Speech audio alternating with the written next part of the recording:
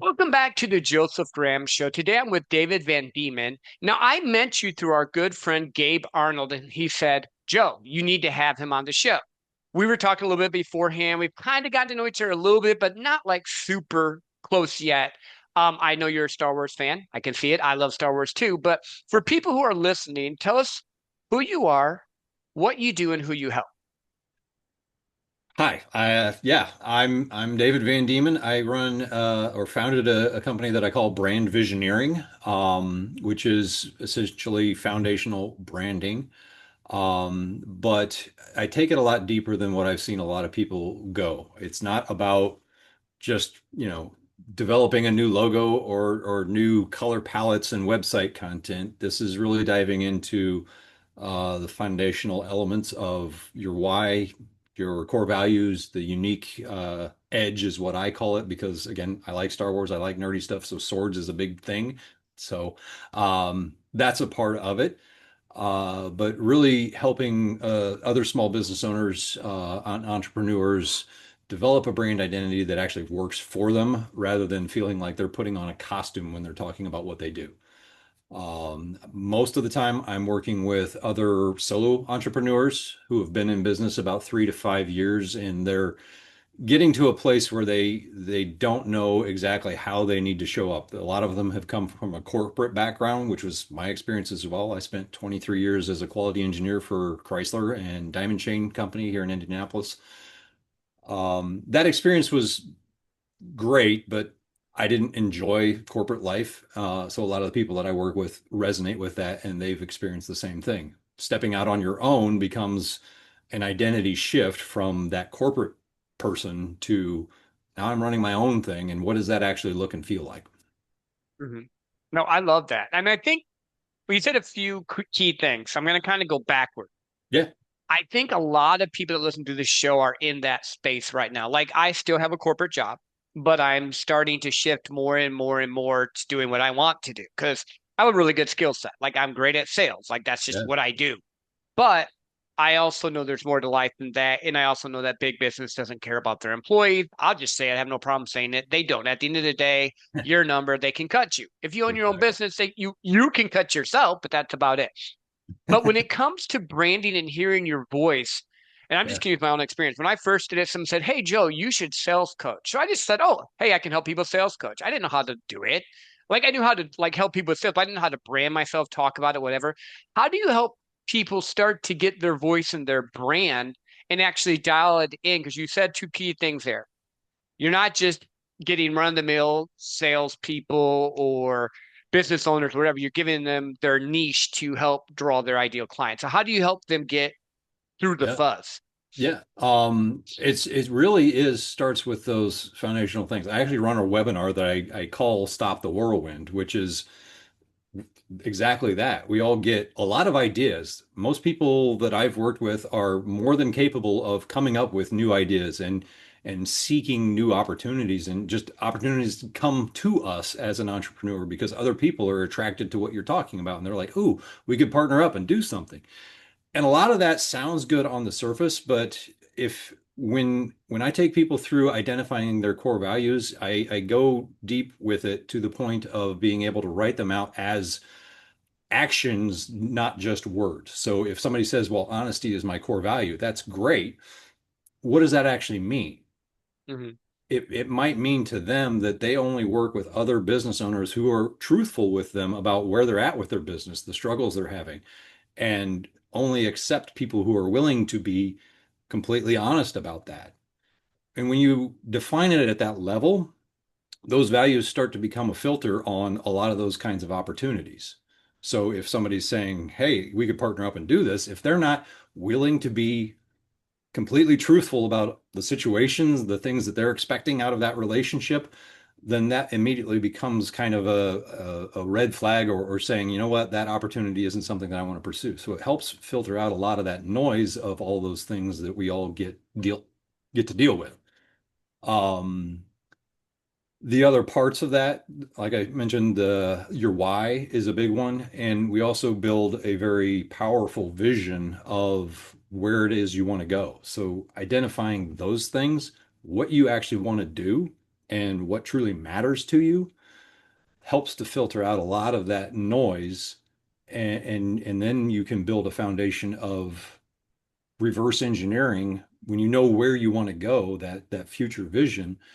You can reverse engineer the steps to get there. I think actually our friend Gabe made a post about this similar to this the other day, um, where he was talking about, building big goals can actually kind of undermine a team. Mhm. And that's true if you force a goal on a team where it's such a big thing that they're just like they shut down because they know there's no way we can ever achieve it. So I try to, be very careful when I'm talking about goals versus vision. Building a Mhm. big vision is absolutely important for, especially for us as solo entrepreneurs or small business owners, because you kind of have to have that. What do I want to create in this world with this business? Who am I impacting, and how does that ripple effect change our community? That's to Mhm. me the kind of impact that a small business can have. And when you get a very clear vision of what that is, again, you start to really understand those things that are aligned with moving you towards that. And then you set your goals around, okay, what's the next step that's going to move me down that path of achieving that vision? Mhm. Yeah. Not sure if I completely answered your question. No, I no, kind you of did. You did. I actually have more questions, which is good because I yeah, was on that post too. And I am the weird one in this because of being in the sales world, I've always played mind tricks with me. yeah, So, like, if I want to hit 200,000 in revenue, my goal is normally 500, but that's because I know I'm going to work hard to get you the 500. I might land at 300. yeah, I understand not everyone's wired that way. So first thing I heard you say was find out your client, how they are wired, and how it actually works for them to be successful. That's the first thing I heard you say. yeah, Second is I think a lot of people like my brand's changed. This show's changed. It used to be called the 150K podcast when I started out because in the beginning I wanted to help dad go take the wives to Hawaii and Disney. yeah. Since the show started, I've been to Hawaii 6 times. We went to Disney once. We're gonna go again. And actually next year I'm going to New Zealand to do the half marathon because little nerd thing. I'm running through Hobbleton, doing the Love it. half marathon. And my daughter and son are gonna run it with me now too, they said. So that's kind of cool. Um, but I think it's just a change because in the beginning I was like that, and now I'm like, my whole thing's changed from sales to helping people wake up to a life they love living, but based off of I can help you get the flow or the income to come in. But in the beginning, I was just doing this. They were like, oh, I can help you with sales. And I would just take anyone. How do Right. you help people dial in on their ideal person? Because when I was doing the I'll just take Mm. anyone, that's a lot of work and I had to redo the SOPs for everything. I had to redo all the different processes and systems for every single person. Right. And in the beginning, it was cool. But then after a while, I'm like, oh my God, this is not sustainable. Yeah. Oh, that's a huge conversation right there. I mean, it's so important. And I struggled. I struggled with it myself. Like I said, I had a 23-year career as a quality engineer. Originally, while I was doing that, I started a photography business. And I specialized in what I call brand imaging, so headshots and website photos and social media video content. Um, and in that process, recognized that a lot of people would say they wanted video and photo content. So I'd ask them what their brand was all about in order to do good photography. And they would shrug and say, well, I don't really know. And that's what really started all this was I was having that conversation. But a part of that conversation was, well, who do you really want to work with? Mhm. And again, a lot of the responses were that vague feeling. And so I started asking more questions. And that's really what it comes down to is if you look back through the body of clients that you've had, who were the ones that, kind of lit you up as well as they got the best results from the work that you did? And when you start seeing patterns around those people, you start to be able to identify, well, that's really the kind of people that I love working with and that Mhm. actually get a good experience in working with me. And then, yeah, if you look online for, ideal client avatar worksheets, it's all about demographics, a 35 to 50-year-old small business owner, blah, blah, blah. But you want to Yeah, yeah. start to dive more into what is called psychographics. What are they thinking and feeling around the problem that they're experiencing that you can help with. For Hmm. me, kind of what we mentioned, being stuck in the whirlwind, overthinking, feeling like they can't make a decision on all of these possibilities, that kind of psychological feeling, when you start to define the people that you want to work with around that, you can connect with them much better because you're talking their language, the way they're thinking in their own head about the struggles they're having. So Hmm. it's a combination of the demographics and those psychographics that really help to solidify the kind of person that's going to be best with you.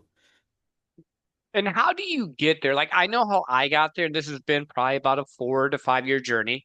Yeah. I, on a whim, started a podcast, and the people that listen to me the most, my listeners are 75% male, and age range 25 to 45 is my biggest group, then 45 to 55 is my second biggest group. I do have some women and all, but mostly like I understand that's where my demographics were. And then when we were looking at like people I've worked with, I actually do really good at helping teams go to the next level. Not so much to say solo entrepreneurs, I can help them, but like someone that's already has a business that's trying to expand their sales system because I'm really Sure. good at B2B, that's where I found my niches work better. But that took me like testing and trying to help solo entrepreneurs, which they did get results, but it didn't light me up as much as when I was working with the insurance company and I trained 37 people on how to talk to grandma about insurance stuff. Yeah. It's just like finding that niche. So how do you help people who don't know identify that? Because you're dealing with people that are just starting out a lot of times. Yeah, it's unfortunately there is a testing phase that Hmm. you can't really skip it because until you actually get feedback from those people, you're just guessing. But the you can make educated guesses because you know your background, the and that's one of the things I kind of lean into this advice as well, is that you're best prepared to serve those people who are the version of you 3 or 4 years ago. Hmm. So Yep.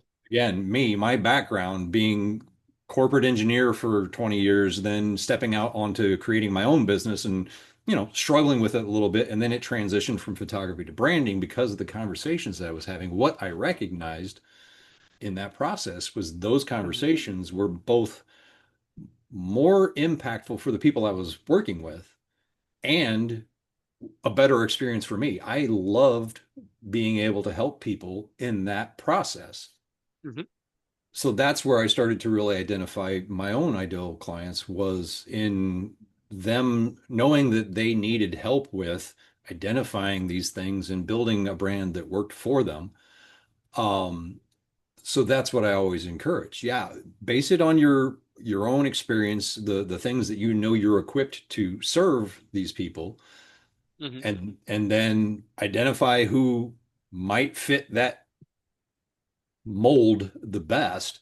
And then yeah, you really just have to go actually work with them. Sometimes that means working for free for the first couple Yep. people, until you build that background, the testimonials, all of the structure behind it. Um, And from there, once you've worked with one or two or a dozen different people in different niches, you really start to be able to pick out what works best, both for you and for them. And Hmm. that's really been my experience. Like I started building brand visioneering January of last year. So it's been a year and a couple months. Hmm. The first handful of people that I worked with were a broad mix. I worked with a roofing company. I worked with a public speaker, a guy that ran a manufacturing company. As I did more and more, just testing out different phases of what I was building, what I started to recognize was it was really that sweet spot of somebody who's been in the corporate background and decided to build their own thing. And it's been successful. They were in it 3 to 5 years, but they're still not sure what's going to take them to the next level. So it became just a process. And for me, that's happened within a little over a year. Hmm. It can be faster or take longer, just depending on how clearly you can define, again, some of those foundational things of what you truly want to do with your business and the people that are going to get the most out of that. Mhm. So here's my next question, because I'm just thinking about it. And I've seen different models, and I think different models work good for different people. How much of your personal life do you think people should bring into the business? Because I've seen people bring too much, and I've seen people bring too little. Like I try to bring a little bit, but there's times where I know I go strictly business. What are your thoughts on that? Um, it's always going to depend to me on your own brand and the way you want to interact with your clients. Certainly, yeah, they don't need to know all the gory details of all the struggles, but you need to be honest with it because, again, if you're posting content where you're in front of a Lamborghini and a jet and you literally can't pay your light bill every month, Yeah. that's a big disconnect, and Yep.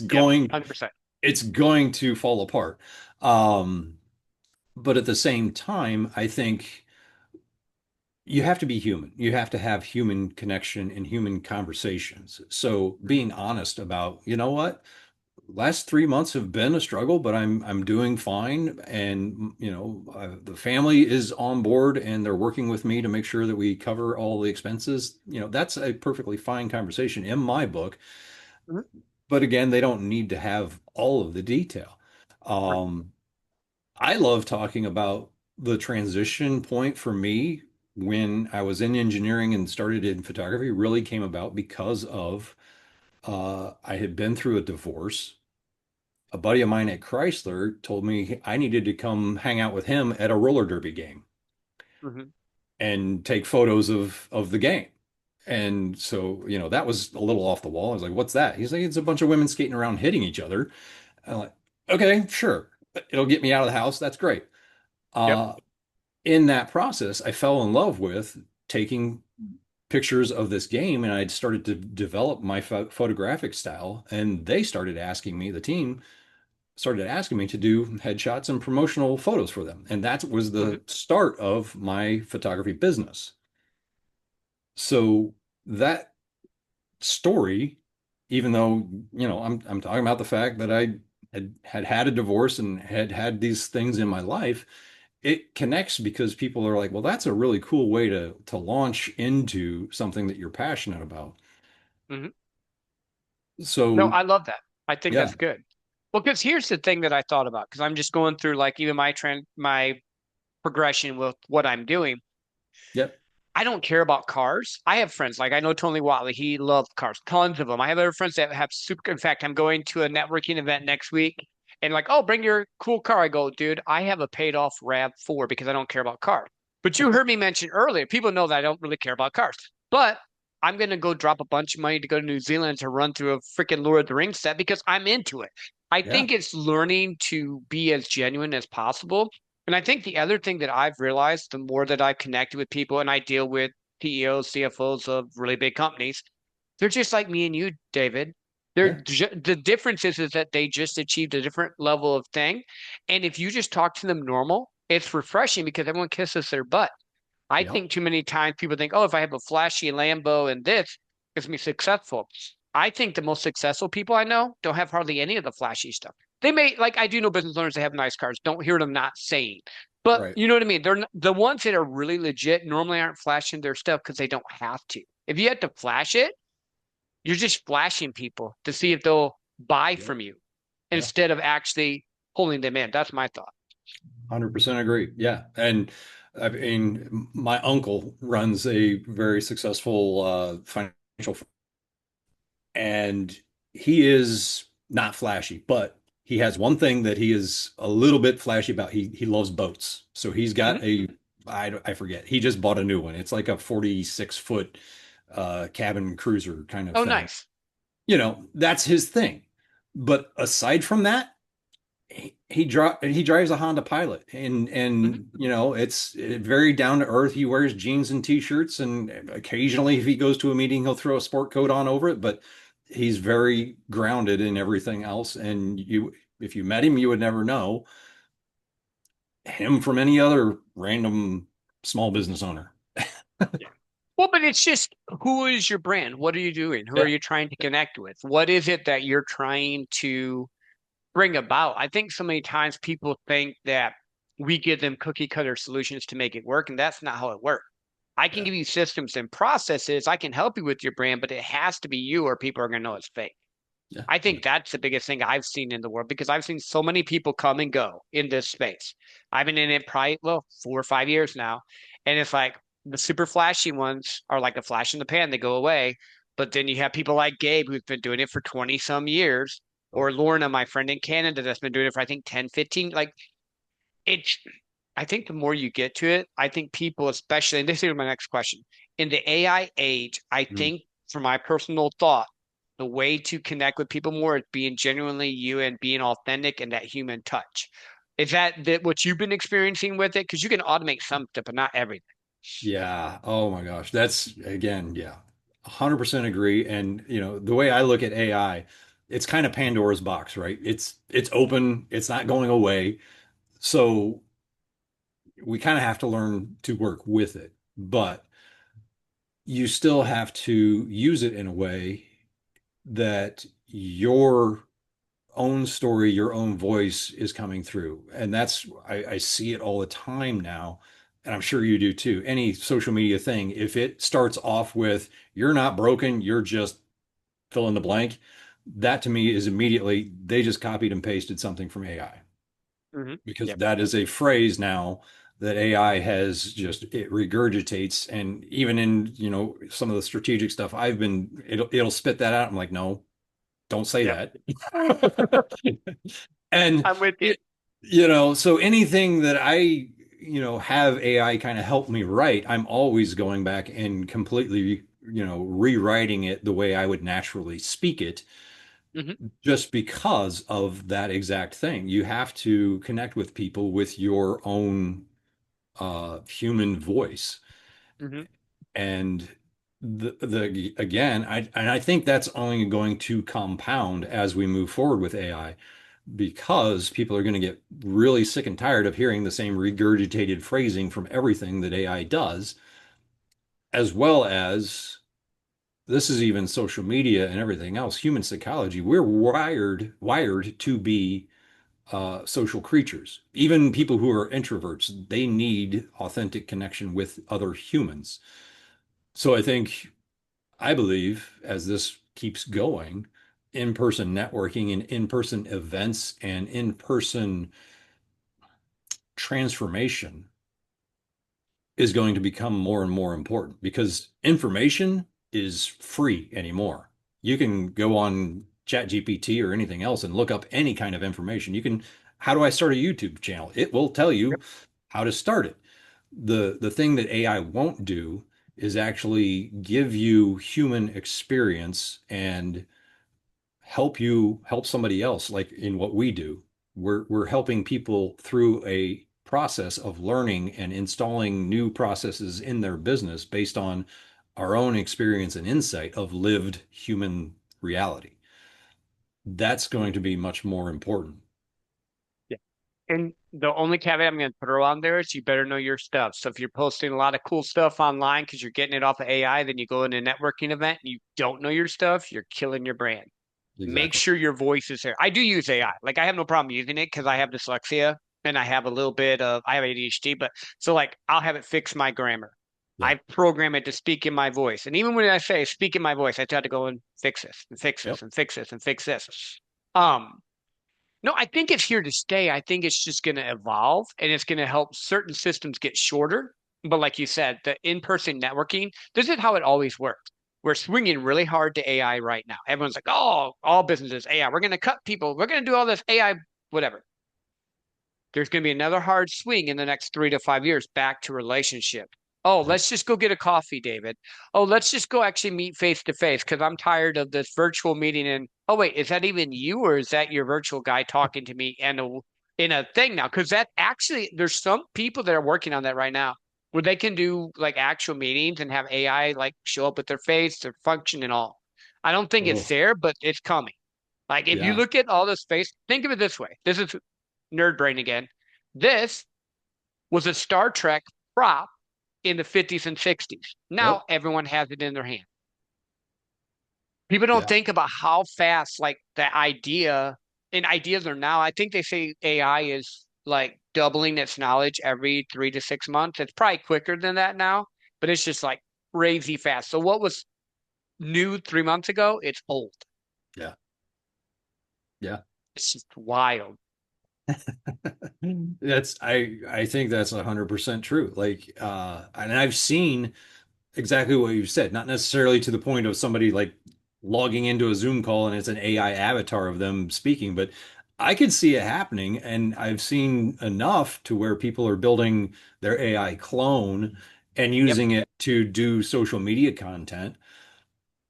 And I mean, for them, it's close enough that they're using it to represent them. For me, that's still a big, I've seen a couple and I'm sensitive enough. I've used AI enough to be sensitive to the quirks of it and recognize exactly when a video, like there's just a slight transition that's a little bit wonky, and you're like, yeah, that's AI. Hmm. And those immediately just trigger me to say, well, if they're faking how they show up, what else are they faking? Hmm. You know? So exactly what you said. Like people are going to be like, you know what? I don't even want to risk any of that. Let's meet for coffee and have a real conversation. Yeah. Or if you're doing reels, if you're doing videos and you have a mistake, don't take it out Yeah, because that actually is human. If I said a word wrong, I'm not going to take it out of the podcast yeah, because I mean, unless it's something that like breaks a rule that I can't like post. But like it's one of those things. I think people are, it's the new shiny right now. But when yeah, it comes to brand and building who you are, you're not wanting them to connect with your AI version. They want them to connect with you and what right. you can offer and what you can do. Because at the end of the day, you have deliverables. So, looking into the future a little bit, what do you think are the key three things that people need for their brand? You can give me more than three. I just said three. For me, and especially with the people that I work with, and I think this applies to most businesses, is a good story about your brand. I just call it a brand story, but that journey, the reason your brand exists, and how it impacts people. Like a lot of people look at Nike, right? Just because it is such a well-known brand and they do a good job with it for the most part.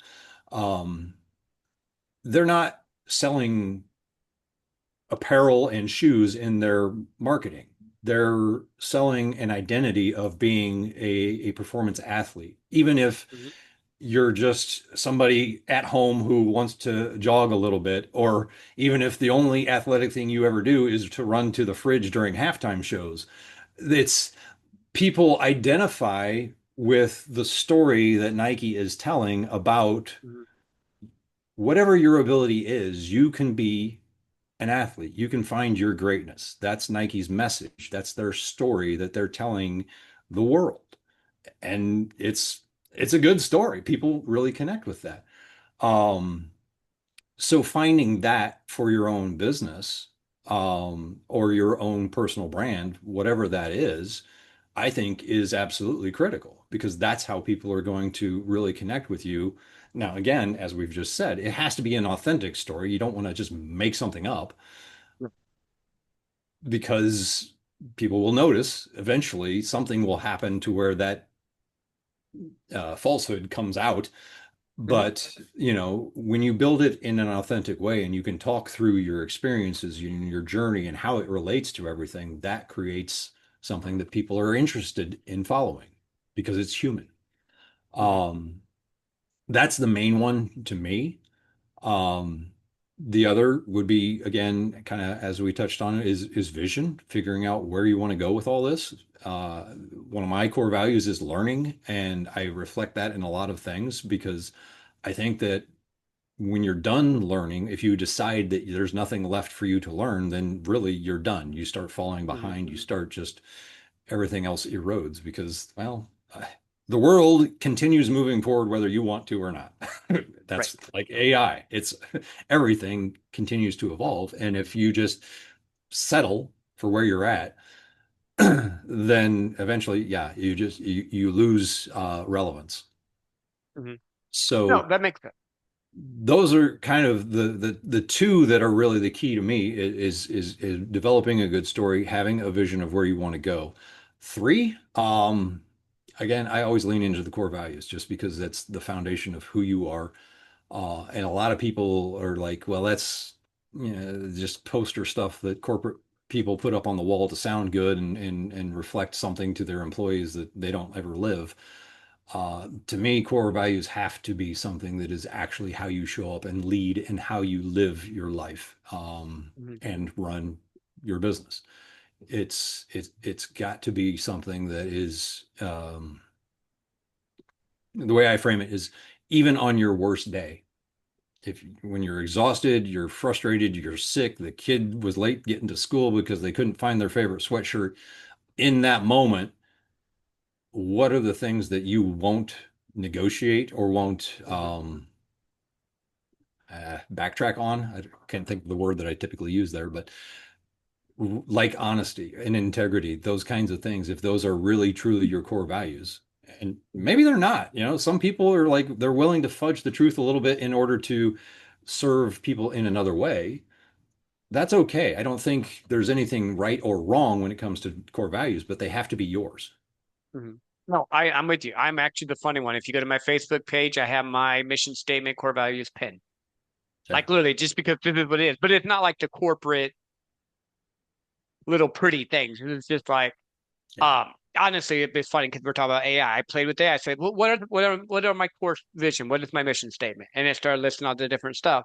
And then I tweaked it a little bit. I'm like, I actually like this. So I Yeah. used it as a tool to be like, I like this. I'm going to put it up here so you can go and look at it. If you work with me, if you deal with me, it's on my Facebook page. I don't Yep. ever leave it. That's been pinned for, I think, 8 months now.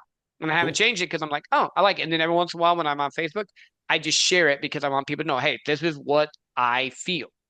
Like me or not like me, at least you know where I stand. And I think that's the thing that most people want. Like I've worked with people before, maybe I didn't like, but I knew they were trustworthy. I knew that they were going to, because they actually, here's the thing that I think is funny that most people don't catch. If someone's willing enough to stand on a principle and go against what I say on something, that tells me that they at least have principles and they're not just trying to get me to do something. I Yeah. actually like working with people like that better than people that are always like, oh, you're great. David, you're awesome. David, you're so amazing. Wow, David, I never thought about that before. Like when anyone does that, or if I'm in a sale and they're like, yes, yes, yes, I'm like, I'll stop. I'm like, dude, are you just wanting me off the phone? Because I just does not feel like this is a real yes. Yeah. And that's normal. Just a little trick I use. But like, I think people need to understand sometimes yes, yes, yes is not a yes. It's just they're trying to get past you. Oh man, that's you really nailed that. I mean, 100%. And I'm not just saying that to be a yes man. No, I It's didn't take it that way. it's I did well, not pay him to say that for this show. We're good. No. you know, just being a little Yeah. honest and quirky myself here. Um, yeah, there's just so much depth to that because you're absolutely right. There are people who will do anything to get the sale and or do anything to get you off the phone or whatever. And you can, when you're aware enough, you start to pick up on those things. And yeah, you're right. I would much rather work with somebody who's willing to say, you know what, I see where you're coming from, but I disagree. Mhm. And we can have a conversation about that. And okay, if there's enough good information, I'm also I try to be humble enough to be willing to change my mind. Mhm. That's another thing that I don't think enough people are willing to, accept new information and reframe how their own thinking works. So that's a challenge that I love to put towards people as well. But not to get too far off track with that necessarily, yes, sticking to your core values and recognizing when other people are actually using theirs is a critical skill. Yeah. Well, but I liked what you said there. Like I have a very small circle of people that I will bounce ideas off of, Yeah. talk with that can tell me, hey, Joe, why are you doing it this way? Maybe you should look at it this way. Like I literally did a session with Gabe recently, and he said, "Hey, you're trying to make them into you. You don't need to make them into you. You just need to make them better." I'm like, "Oh shit." He's right. Because in my mind, I'm like, well, I have this experience. Why aren't they blowing numbers out like I do? And in reality, that's not what my job as a coach would be. My job is to help them improve and get better. But my mental thing was like, I was feeling guilty. I don't know if you've dealt with people like this before. I was feeling guilty. I'm like, well, I'm charging them, but they're not getting my results. Well, hello, 20 years of results, 10, 20, 30,000 hours of sales stuff, I'm going to be a little bit farther ahead than someone that's just starting out and learning. I think that's good though to have the reframe, to have people to bounce stuff off. Mhm. But then again, as you know, Gabe, I've known him for a long time and our relationship's grown and we've developed it to where I trust him to ask him that. I'm not just going to randomly ask Tim, hey, Tim, what do you think of this? Because Tim don't know me, you know. Right. Um, Yeah, we're not that's done. Okay, sorry. yeah. No, I was just going to say having those people is a very important part of being a business as well. Those mentors and trusted friends, advisors, whatever, but those people that if you share something, are going to have your best interests in mind when they respond and not just be yeah, that's a great idea. Mhm.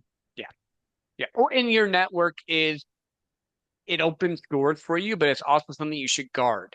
So, Yep. like, I'm going to go to an event next week because my friend Sean Finnegan asked me about it, and I know him, and I know where he's from, and I know his business, and I know how solid he is. I've had a lot of people in Phoenix say, "Hey, do you want to come to my event?" No. Do you want to come promote my event? No. But when it's someone that I actually know and I know what's going to be delivered, I have no problem promoting the event. And I Yeah. think too many times people want to get access to what you have instead of who you are. And so that's just a little side note to Yeah. guard because Yeah. so many people are like, even on this podcast, I'll use that example. I've done over 280 episodes. Probably 20 to 30% of those people have not talked to me since. Yeah. They got what they wanted. At the time, I thought it'd be a good fit. It was great, whatever. And sometimes, life just happens and it goes along.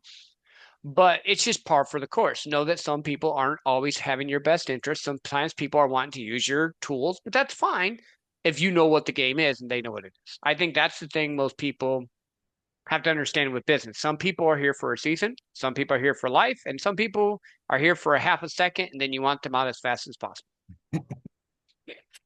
Yeah.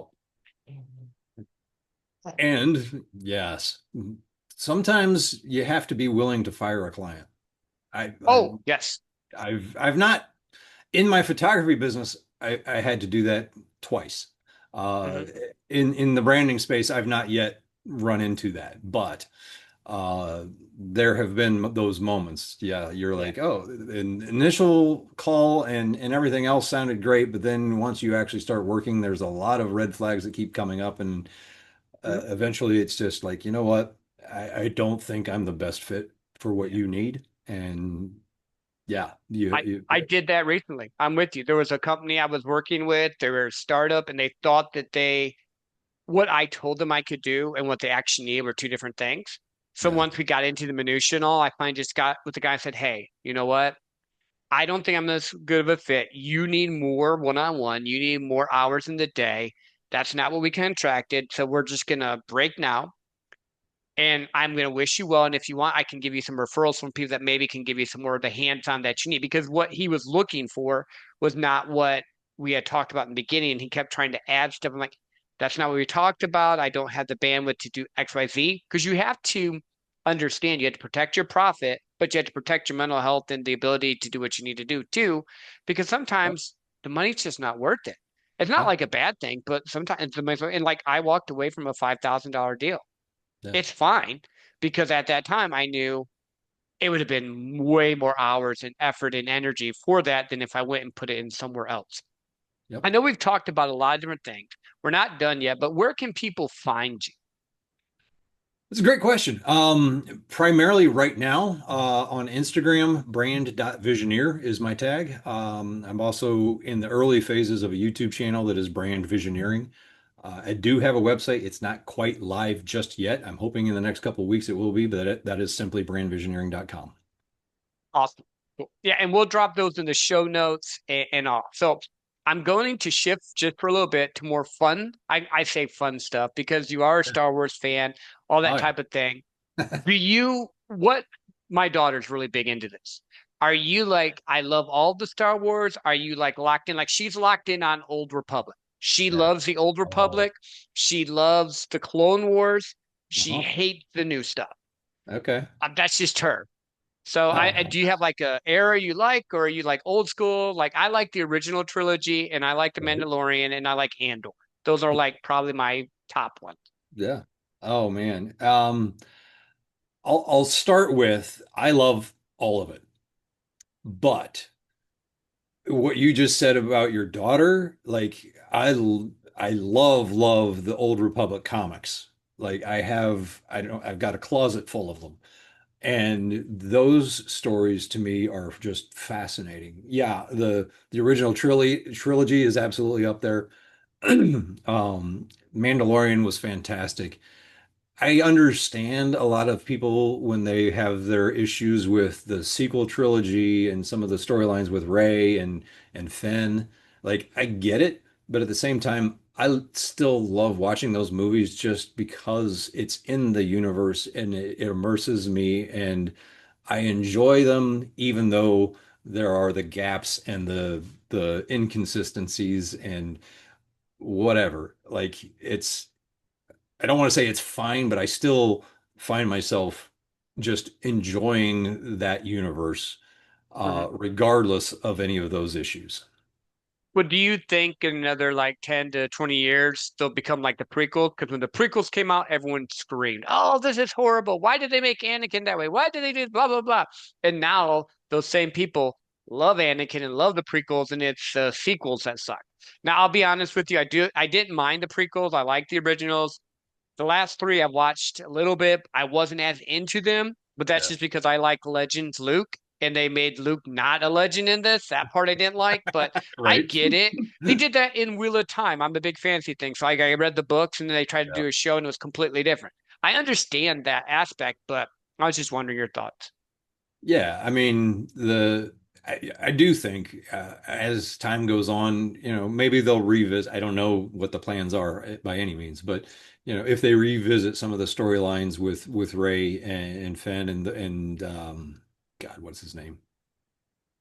Kylo Ren. I You Yeah. know, um, maybe yeah, it will become something where, like you were just talking about, where okay, now we really love those characters and the direction they've taken with them.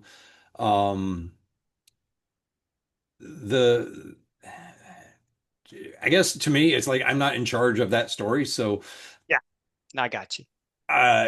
for me to cast judgment on it, I can certainly have my opinions, but at the end of the day, I'm not the one deciding, so it doesn't serve me to rant or to really go off the hook over it. I can be disappointed and say I wish they would have done something else, but I still enjoy the movie for what it is and or Mhm. books and whatever. There actually one of my favorite books was one of the what was it?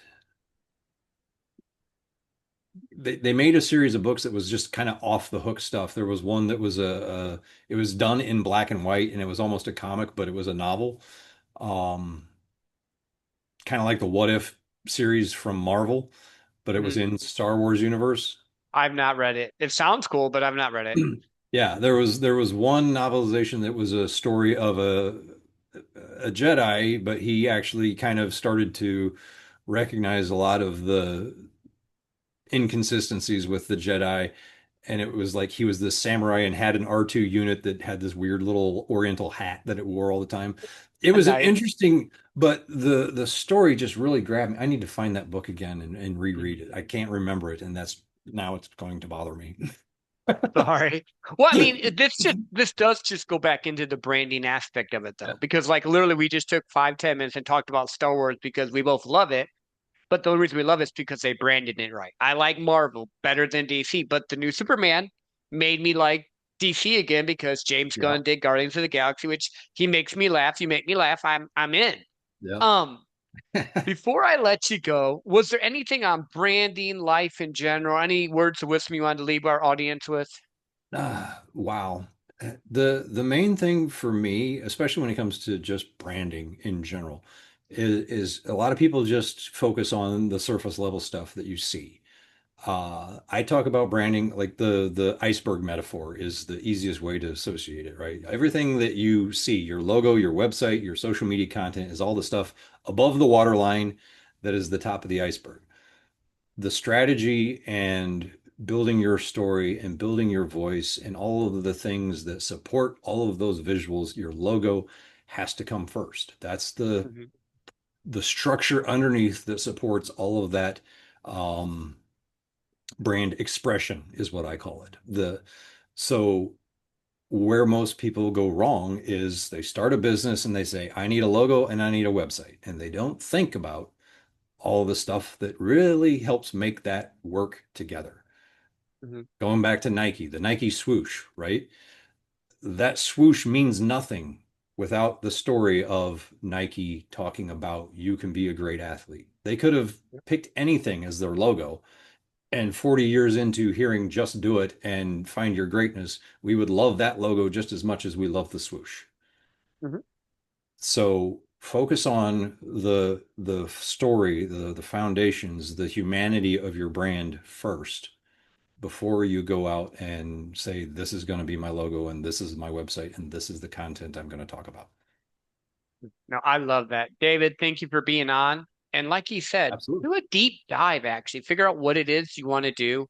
What's your purpose? What's your passion? What's your plan? The logo will come. In fact, my first logo came because I had talked to my wife about the 150K podcast and she drew it on a napkin. I went on to Fiverr, paid $50 for someone to make it into the Awesome. cute little thing because I'm not the artistic guy. Like I draw stick figures. It's not going to work if I try to make a logo. Right. But find your passion purpose plan first. Share this episode. And until next time, don't just sit and listen, take action.